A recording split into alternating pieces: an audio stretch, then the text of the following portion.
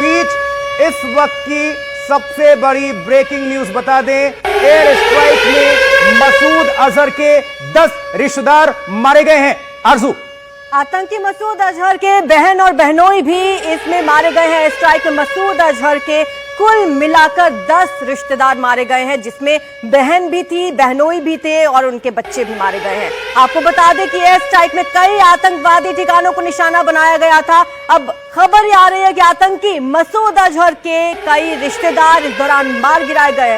10 रिश्तेदार मारे गए हैं। बिल्कुल, ये बहुत बड़ी खबर है, बिग ब्रेकिंग। आतंकी मसूद अजहर, इंपॉर्टेंट ये है, देखिए जरा आपको हम ये बड़ी ब्रेकिंग न्यूज, बिग ब्रेकिंग ये होनी भी चाहिए, क्योंकि मसूद अजहर सभी जानते हैं कई सारे मामलों में आतंक को निभाने में इसकी भूमिका रही है और इसी के लोग मारे गए हैं। एयर स्ट्राइक में मसूद अजहर के 10 रिश्तेदार मारे गए हैं, जिसमें बहनोई भी शामिल है, बहन बहनोई भी शामिल है। अब अंदाजा लगाइए, जैसी करनी वैसी भरनी, क्योंकि बोगे आतंक तो खात्मा तो ऐसा ही होगा।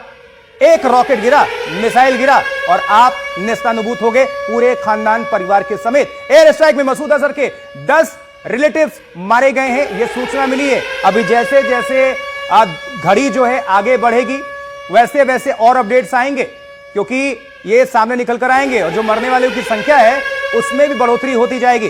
राजीव रंजन हमारे साथ, हमारे संवाददाता, हमारे सहयोगी जुड़ चुके हैं। राजीव, क्या ब्रेकिंग, क्या इनपुट्स इस वक्त दर्शकों के लिए?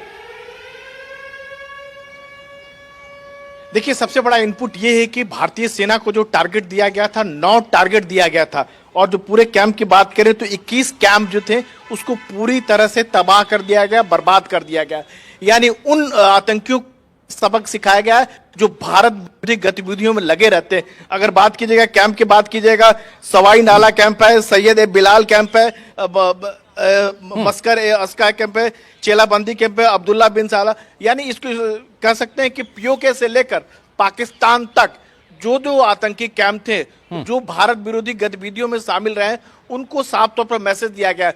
और जो आज प्रेस कॉन्फ्रेंस उसमें थल सेना के, वायुसेना के और जो विदेश सचिव थे, उन्होंने साफ तौर पर दिखाया कि किस तरह से पार्लियामेंट अटैक से लेकर अब तक जो है, जो पाकिस्तान परस्त जो आतंकी हैं लगातार इस तरह की कार्रवाई करते रहते हैं और उसको टारगेट किया गया। और साफ तौर पर यह कहा गया कि अब और नहीं, यानी अब और आतंकी घटना बर्दाश्त नहीं की जाएगी। पाकिस्तान जो आतंक के कारखाने चला रहा है वो सीधे तौर पर बंद करे। साथ में एक हिदायत भी दी गई, अगर पाकिस्तान फिर से कोई हरकत करता है, मिस एडवेंचर करता है, तो उसको करारा जवाब दिया जाएगा।